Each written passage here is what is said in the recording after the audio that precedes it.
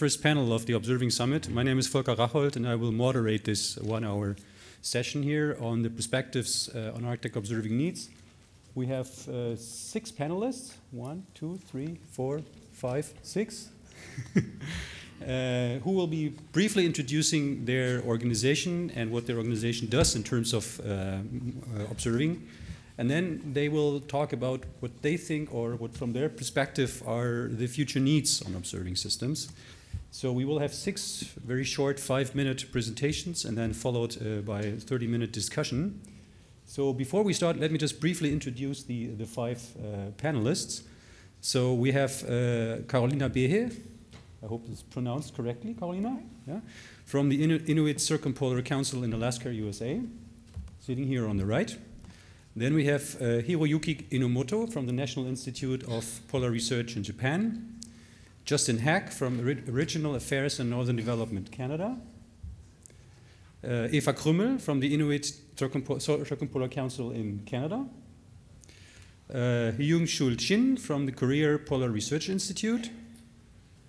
And David Stanners from the European Environment Agency.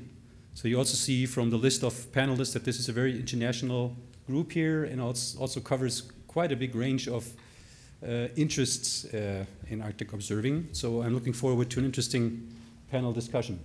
So, and I suggest, Carolina, you start with 5 minutes. Mm-hmm. Shall I just stay here? I think.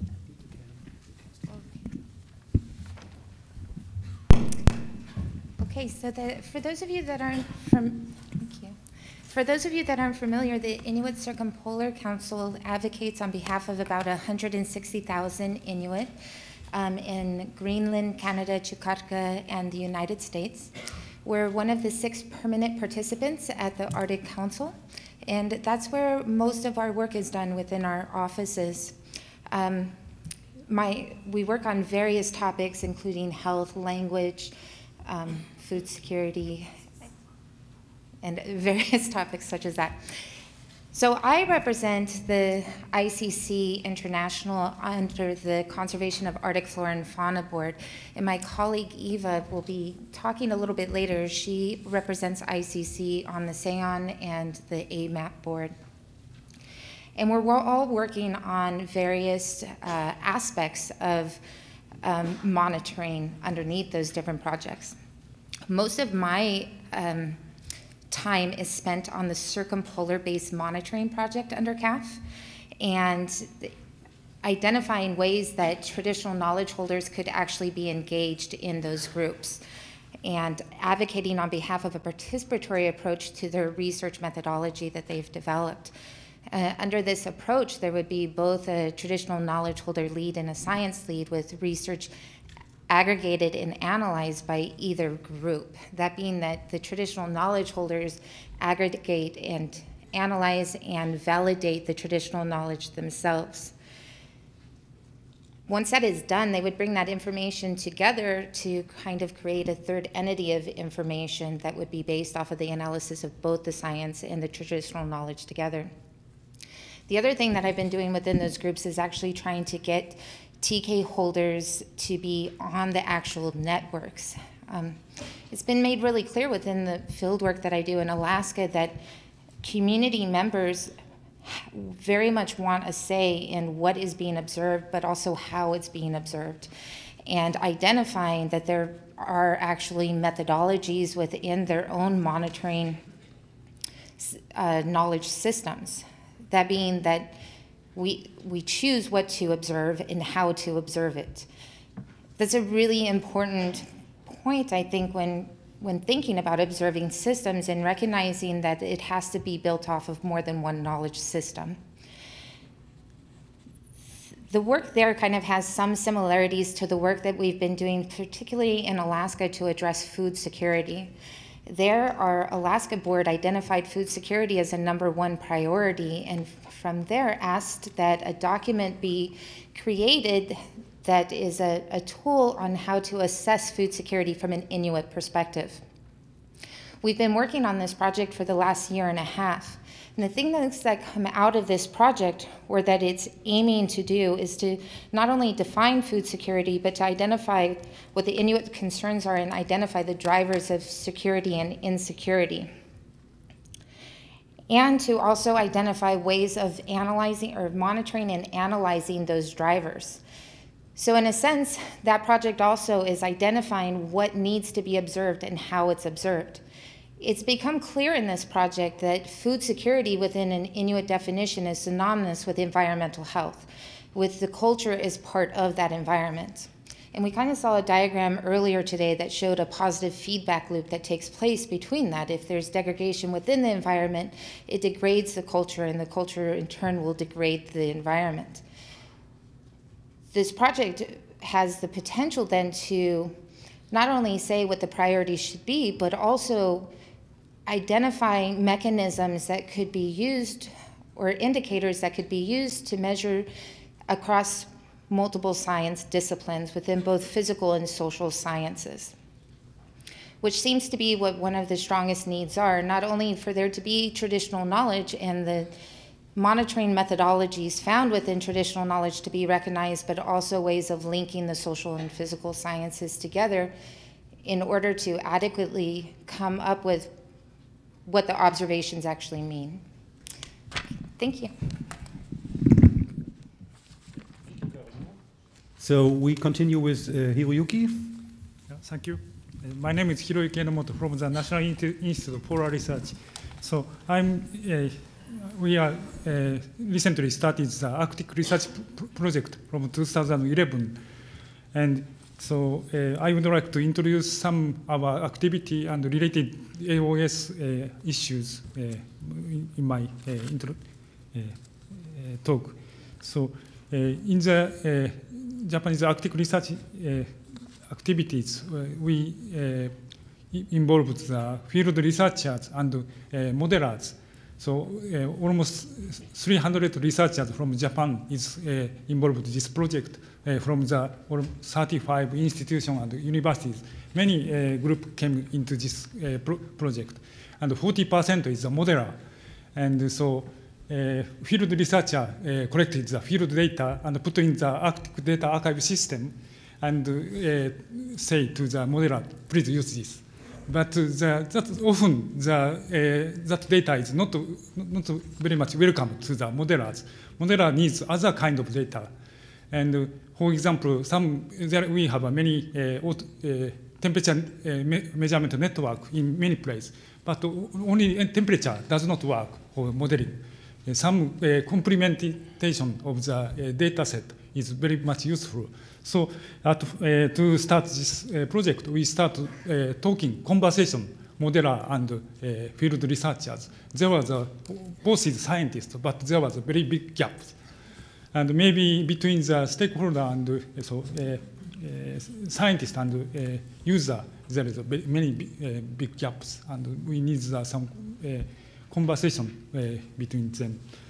And other point is the project has 4 strategic targets. 2 is very fundamental: climate change, understanding climate change and the influence of the Arctic change to global climate. And the other 2 targets is more for the application. Changing Arctic ocean condition may affect the marine biology, fishery, and animals. That is one application. Other is prediction of sea ice condition in future is a very important information of the Arctic shipping and coastal security or safety issues. So the modeling group is trying to produce 3 kinds of forecasting. One is 10 or 20 long years forecasting may support the decision of investment for company. They go into the Arctic or not. And the second one is predicting the seasonal sea ice conditions. If they can, people can get that information early springtime, they can schedule in the summertime works. And the third one is very almost near real time ocean condition for the next week. It's so real time support for the shipping.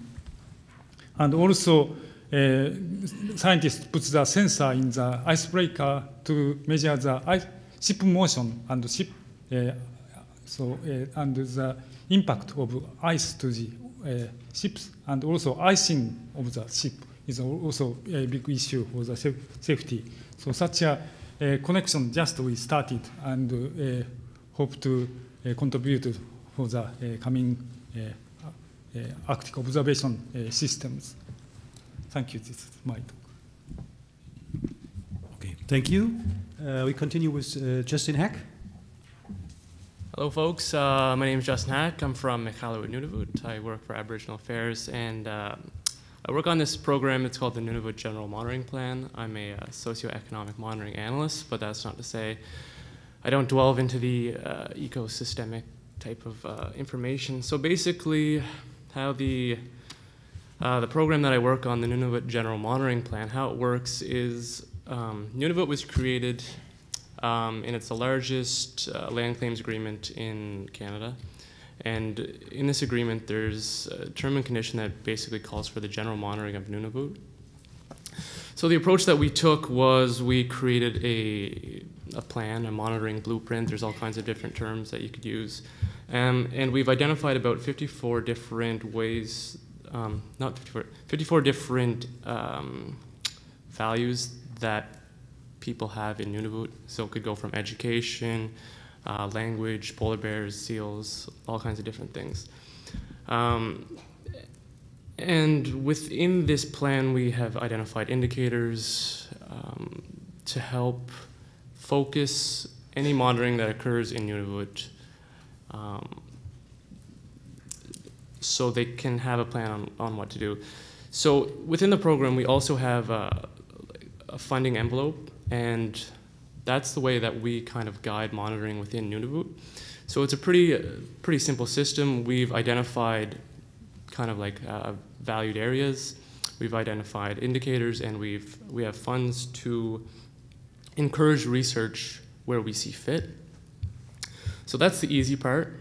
I also encourage community-based monitoring initiatives, because it's always great to see communities taking the initiative as opposed to having researchers come up for a month or two, doing the research and leaving the community. It's always great to foster that type of knowledge. And in Nunavut, there's a growing educational class. Like there's a new class of students who want to stay in Nunavut and want to practice science. So that's something that we foster through our plan. The issue that we struggle with, and I think everyone struggles with, is how we are able to take all the information that's created and how we're able to synthesize that information. When a lot of the work that I see you guys do, it's great because it's big picture, global, use one indicator. But in Nunavut, when we have a bunch of different researchers up there, it's a lot of project-specific type stuff. It's hard to scale a lot of the information that's done. So when we're trying to identify priority areas, indicators, it can't be done. So it's a really difficult thing to do. I mean, the other day I typed in Nunavut polar bear research in the Google Scholar form. Since 2013, and 97 articles came up. So if we wanted to develop some type of priority area for polar bear where there's a lack of research, it would take someone to go through all that information to understand exactly the state and health of polar bears in Nunavut and where the knowledge gaps are. So that's just a bit about my program, and yeah. Thanks. Thank you, Justin. So Eva, do you want to continue? Sure. Thanks, Volker. Good morning, everybody. As Carolina already said, I'm working for the Inuit Circumpolar Council office out of Ottawa, and she also mentioned that we have 4 different offices, basically in every country where Inuit live in. One being in ICC Greenland, ICC Chukotka, Alaska, and Canada. And Dwayne Smith, our president from ICC Canada, was also invited to be a keynote speaker here, but unfortunately he couldn't make it due to conflicting meetings, and he sends his regrets. I just wanted to give a little bit of a background of our activities with regards to several aspects. One of them being we are particularly working with several research programs that are interested in enhancing and utilizing community-based monitoring and traditional knowledge. For example, the Northern Contaminants Program here in Canada, which is doing a lot of the, or basically most of the contaminant monitoring in the Arctic, and we have scientists here like Haley Hung, who is doing the POPs in Arctic air. So I'm sure we'll hear more of that during this summit. We also bring that information to the United Nations to help develop international policy, for example, on the Mercury Convention that just was adopted in January, where I was able to represent ICC on the Canadian delegation. And we also use that information to move forward on the Stockholm Convention on persistent organic pollutants. In general, we feel that it is very important to really enhance community-based monitoring on all aspects of research in the Arctic. And the reason being, of course, that Inuit have been living in the Arctic for millennia. They have been observing the Arctic for that time. So there's a lot of knowledge, and that knowledge needs to be used and utilized. Through our activities within Arctic Council, where we particularly are involved with the Arctic Monitoring and Assessment Program, AMAP, we got into the Sustaining Arctic Observing Networks, SEON, and you just heard about that earlier from David and other speakers. And again, here we have been trying to advance the community-based monitoring aspect of that. We have been working with partners, which was extremely fruitful, I have to say, and it has been great to see how SEON is really developing and something that enhances cooperation and coordination of activities.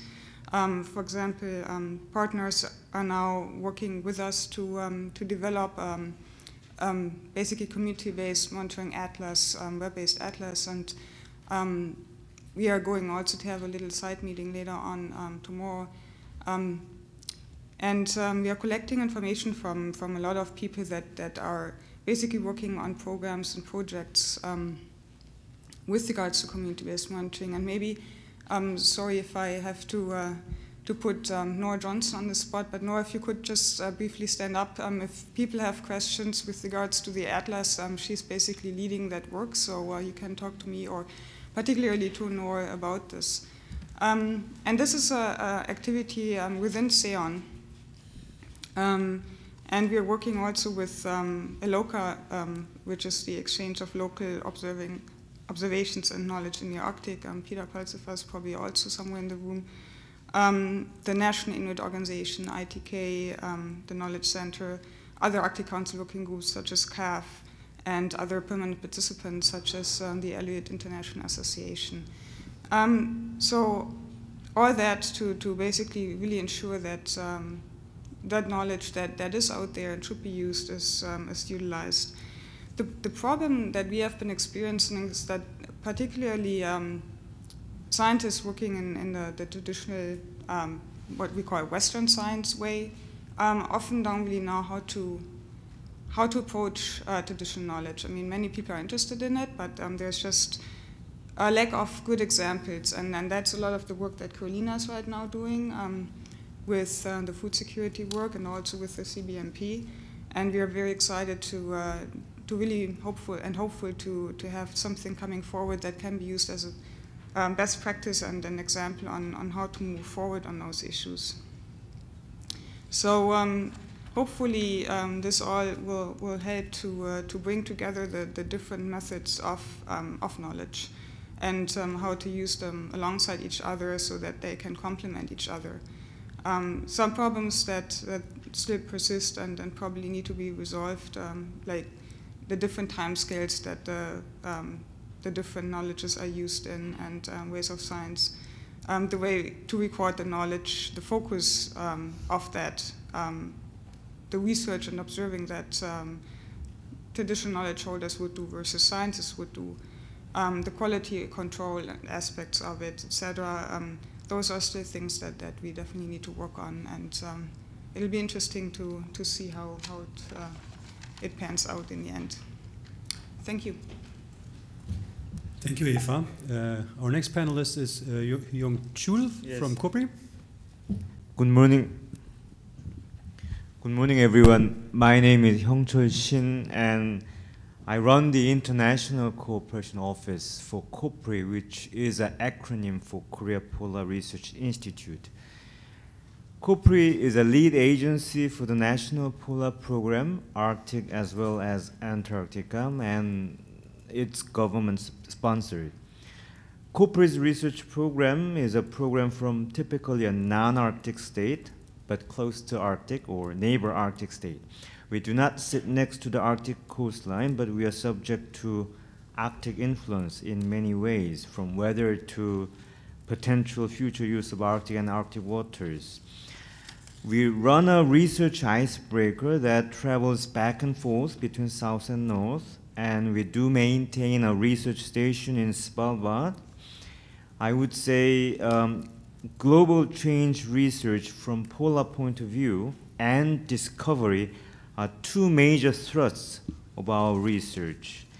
When it comes to ocean research, our operation has been understandably and reasonably Pacific Arctic, Chukchi and Beaufort to name, but we have a plan and ambition to expand further into Arctic proper and even do study the Atlantic side of the Arctic Ocean. And we will make it integrated with atmospheric observation across boundary layers of atmosphere, sea ice, and oceans. And this is partly inspired by our modeling efforts. We have put in a community white paper. With terrestrial systems and meteorological observations, we are making it from a number of observation points around the Arctic. Svalbard, Greenland, and Canada are only a subset of examples. And we have had a working relationship with a variety of partners around the globe in North America, Europe, and Asia, and elsewhere. And we are hoping to promote this even further in the coming years. Listening to this morning's interesting talks, a phrase that still resonates within my mind is co-design and co-production of knowledge. And I personally pleasantly find that many of the community papers have a great deal of overlaps, which is convergence points, or in other words, cooperation possibilities to my mind. Perhaps in the interest of leaving more time for discussion, I will stop here, but I will not forget to say COPRI is a big believer of collaboration and collective efforts, and we share a view. Pan-Arctic observation is essential to complete the picture. Thank you. Thank you very much. So last but not least is David Stanners from the European Environment Agency. Good morning, everybody. Thank you for Martin for mentioning the EEA and Jackie's comment about managing what we measure. That's the agency that I come from, the European Environment Agency. It's a kind of mantra, I think, for us about managing what we can measure, because if we can't measure things, then our European partners that we directly serve are not going to be managing the resources. We are an organization of the EU, but we cover countries outside the EU membership. We currently have 33 member countries, 200 staff working with about probably 2,000 experts and 600 institutions across Europe. We're formally mandated under EU law to provide to the policymaker the European environmental information necessary for decision making, but also to inform the public about what is going on in the environment. We also are mandated to coordinate this network of existing capacities around Europe on environmental monitoring, all the way through to assessment, knowledge brokers effectively of this whole process. In our membership, we have Arctic countries. We have, of course, Iceland, Norway, Sweden, Finland, Denmark. We're situated in Copenhagen, our headquarters. We also have a very strong collaboration with Greenland, which has strengthened over the last 2 to 3 years, working on specific products and services for Greenland and integrating them within our so-called, we would call, shared environment information system. And the concept there is, as we've all been talking about, sharing the information that is being collected by all sorts of means for multiple users and multiple purposes. We've been involved in SEON from the very start discussions, realizing that there was a great synergy between the concept in SEON and the concept of the European Environment Agency, that is networking together and sharing information. And we have been working together with SEON in order to try to share our experiences and offer our services to support the work in the Arctic in particular. One point in particular I would like to mention is that is the work of the European development of a European Arctic policy. The work that we do is in direct support of that Arctic policy, is part of that policy. And we have somebody from the European Commission here as well who can talk further about that. So all of the work we do is within that sort of scope and perspective.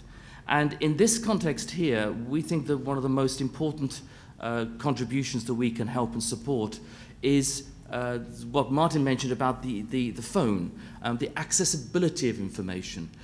We're working strongly on a system called Eye on Earth. This is a global network and system to make global environmental information accessible.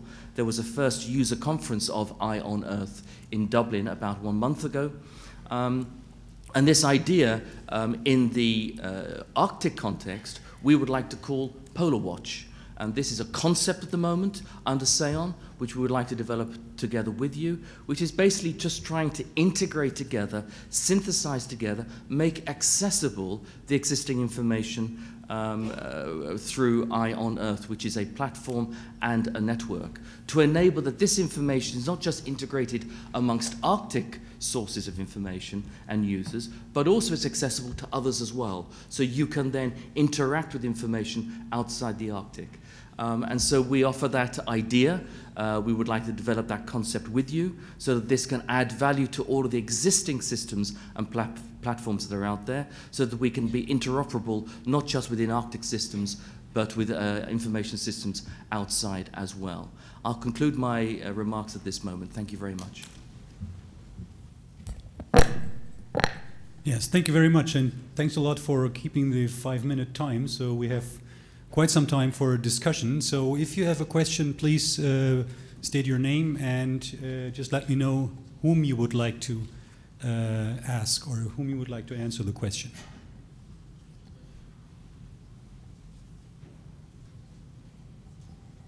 Oh yes, please, here.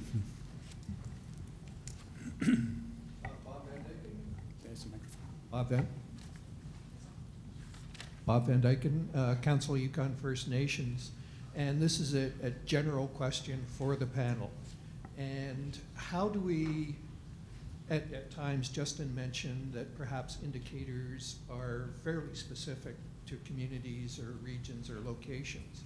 And I think at times there can be tension between what an international network would want to monitor and concentrate on and what a community in order to have relevant research may want to use as indicators or focus on. How do we ensure that it's a creative tension rather than a destructive tension as we're trying to build closer links? Who would like to answer that? I suppose I could Justin? start. Yeah, it's all right. I think I've seen so many approaches where a lot of organizations try to standardize indicators, and everyone wants to get buy-in for their indicators, but no one wants to jump on their bandwagon. So the approach that we take is we let scientists, I know I did say that we've identified indicators, but it's more that we've identified questions to have answered. So we let the scientists who are the experts in their field identify the best ways to measure science. So that's how we encourage indicator development, because every year there could be a better indicator to measure a specific value that we see in Nunavut. David? Yeah, it's a very interesting question. Indicators are part of an information system. It connects together many different parts of that system. And the way that we see them, they're there to answer specific questions. So the work that we do at a European level, we understand that there's a lot of nested questions here.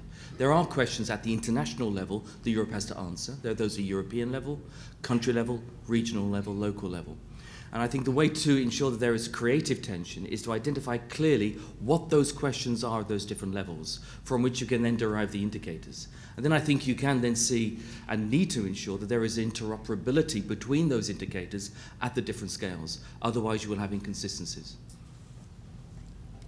Anyone else who wants to comment? Eva? Yeah, maybe just a thought on this. I think one of the possible reasons for tensions that you outlined, Bob, are maybe a missing dialogue between local people that may use different methods, as Carolina was saying, to look at the environment and scientists. So I think if you have a good dialogue, then you will maybe get the different aspects and why people are interested in the possibly different and maybe conflicting indicators that then may in the end not be necessarily conflicting overall. So I think one of the main approaches that I would see would be, again, having a dialogue and ensuring that scientists and local people work together. Carolina?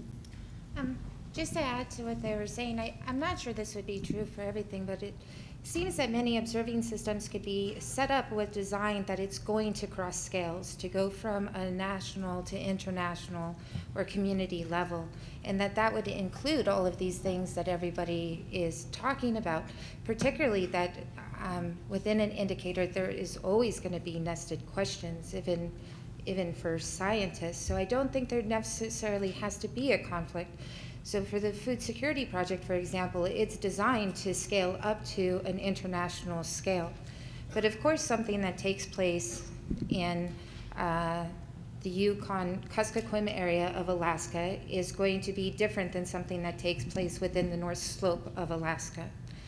But there's an overarching theme or overarching indicator that could be used to identify the concept behind what the Inuit think is a priority for observation, or that is going to say the answer that they have a question for. And from there, it would be scaled down to the individual communities. Okay, are there more questions? Yes, please, Bill.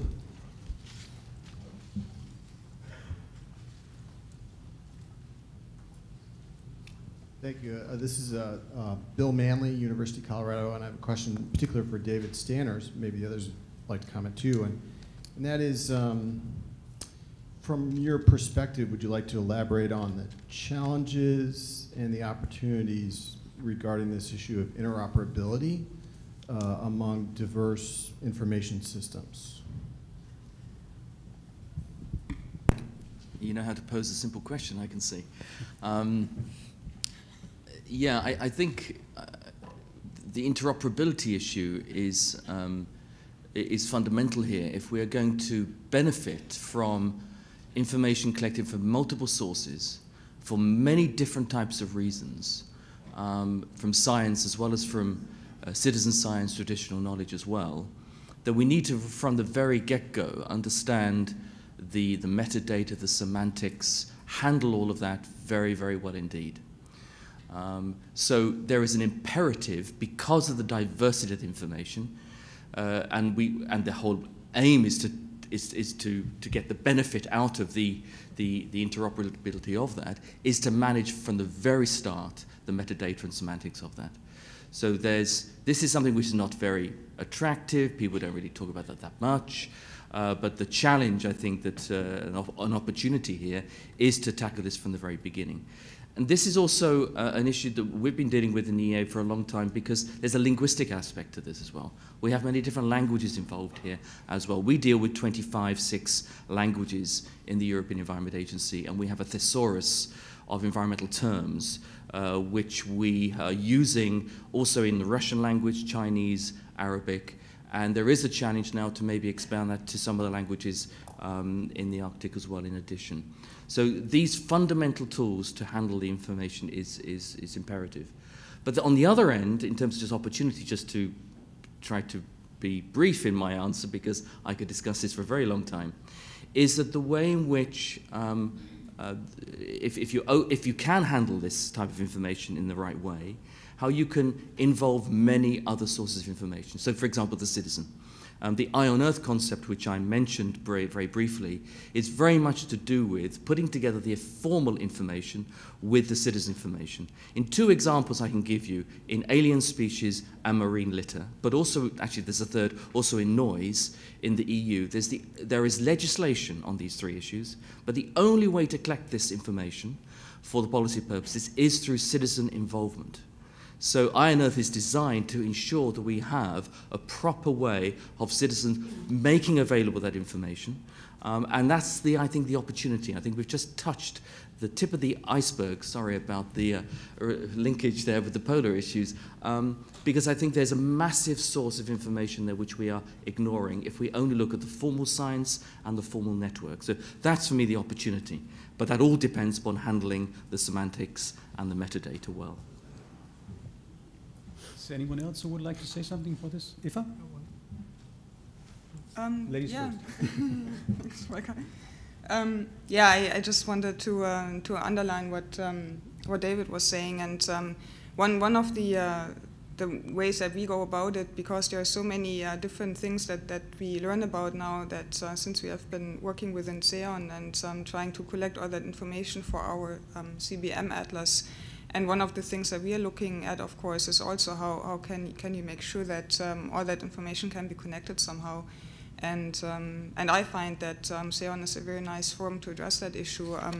Otherwise, I probably wouldn't have learned about what David is working on with the Polar Watch activity and a lot of other initiatives that are currently going on. So bringing that together early on, as David was saying, is one of the great aspects that we can just use right now. Yuki? Yeah.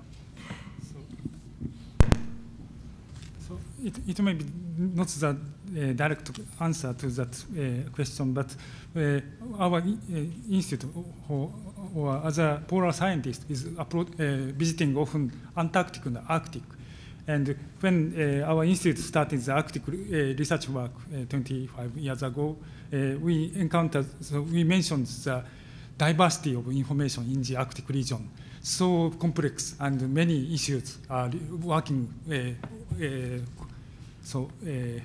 at the same time compared to the Antarctic science. So we are still wondering how to manage the information. And one trial is national trial in Japan. We made the so-called consortium, and consortium is keeping the diverging curiosity of scientists, science, and keeping that diversity, but trying to identify the targeting issue in a several important issues. So that's now we are still trying, but maybe such it's one approach, I think. Thank you. I saw one more hand, Bruce. Yeah, Bruce Forbes, Arctic Center. It's another question for David. We had talked about challenges and gaps, and we had identified, I saw in several of the white papers and now in Hayo Aikens et al. Synthesis paper about observations from the Russian sector of the Arctic. You mentioned getting information into Russian language, and I hadn't seen the latest version of the EU Arctic policy till you just commented it now. I Googled it. It's from only 2 weeks ago. It mentions the closer links with researchers from third countries, as you had mentioned. Yeah. I was wondering from an EEA or EU perspective if you see potential mechanisms coming down the road to bolster observing networks from the Russian sector? Yes, I do, certainly. The EEA actually chairs and coordinates a collaborative group between the EU and the Russian Federation on the coordination of environmental monitoring and environmental monitoring required for particular legislative purposes. And we have had already for the last 2 years discussions in a variety of areas concerning in particular forestry, water, biodiversity, chemicals. As such, it is not yet focused on Arctic issues, but there is a mechanism. And we have raised this, and we know there is a possibility there. We're already sharing, for example, air quality information on the Iron Earth platform from the Russian Federation, from the United States, and from Europe. You can see this in one space, integrating information from 3 different places. So I think there are mechanisms. I wouldn't like to give the impression, therefore, we're going to solve and get something quickly, but that is one mechanism, and I think there is a growing openness and awareness to share information with the Russian Federation as well, very clearly, yes. Eva again? Yeah, maybe just a quick remark on that. Of course, there are mechanisms such as the Arctic Council and work. You know, when you work with working groups, for example, the Arctic Monitoring and Assessment Program. Of course, there are Russian people. The Russian government is part of that, and so there are definitely observations that get in, but certainly it seems to be a challenge to get some holes filled on that. So I think we can take 2 or 3 more questions before we're going to lunch. And Terry has the microphone already. Yeah, my name is Terry Callaghan, and I use the affiliation Tom State University, Russia. I have the privilege of leading Interact, a network of now over 50 research stations around the whole of the Arctic, funded by the EU. And for the first time, the EU is providing transnational access for researchers from around the world to go to Russian research stations. So now, for the first time, we have access to many Russian research stations and the funding for scientists to go and visit those stations. And these stations belong to a whole variety of owners. Some of them are Russian Academy of Sciences, some of them are individual university systems. And at the moment, we're having more and more Russian research stations join our network. So here is another mechanism whereby we have openness to Russian facilities on the ground at a bottom-up level. Okay. One more question, please. Yes, from here.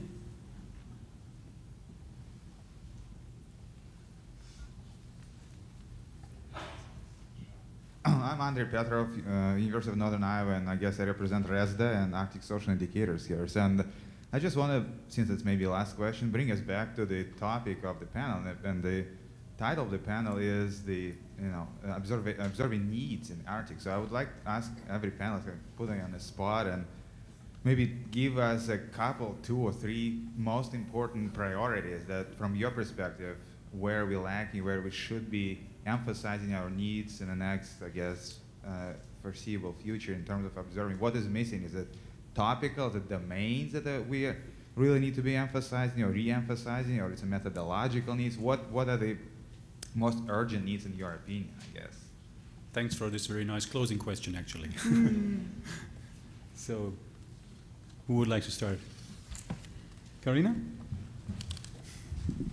I think from our office, it seems to be a lack of methodology that's being applied to it, and it's one reason why in the state of Alaska, then they say if you are to observe changes that are occurring, it has to be done through a food security lens, and that being their methodology. That's their way of seeing how the systems interlink and how changes within that interlinking or those interlinkages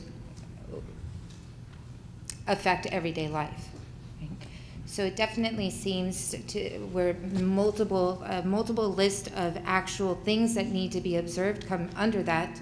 It definitely seems to be about how it's observed and what question is asked of why you're observing it.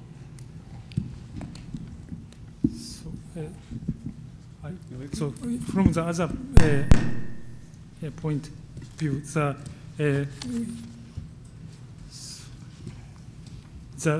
not the priority of some specific item, but I want to enhance the coordination of the observation. So I worked a long time in the university, and university researcher is visiting Arctic region. And when he retires, one professor retires, that observation we may often stop. And some well-organized international or national group should carry that perspective or work. And that is maybe very important point. In terms of research needs, I don't know if I can really comment. It's hard to rank whether we should have more information on housing needs in Nunavut, whether poverty or food security issues are a larger priority. But in terms of getting what information we do have available, I think it's really important that we are able to synthesize the information that's out there in a really meaningful way that can connect with the communities out there. A lot of communities don't have internet. A lot of communities don't speak English, and it's a real struggle getting the information that's out there to people so that they can understand. That's a very interesting question, and I would like to underline what Carolina has been saying. For us to basically say something about observing needs and priorities is definitely something that we like to ask the Inuit regions about, and we do have luckily a few of them here. I'm very happy about that, and I'm hoping that we get more input from them during the meeting, because it is the local people in our mind, of course, that need to basically say what they think, what the needs are. So that's definitely our priority, I think. From my Antarctic experience, observation at appropriate scale and frequency is not a dream in Arctic, to my view. This is something very achievable to me. So again, from a different perspective, I would say the needs are on the coordination, and I hope that some coordination mechanism that can have a real effect or impact on the people who really investigate the Arctic change can be developed and included in the recommendation at this time. To answer your question, I'd like to take a kind of a metaphor of air traffic control. In a sense, at the moment, what we're trying to do is fly lots of projects, lots of policies, and be successful in doing those. And in a simple system, where there's few changes, not so many projects and things around, you can fly planes without air traffic control systems.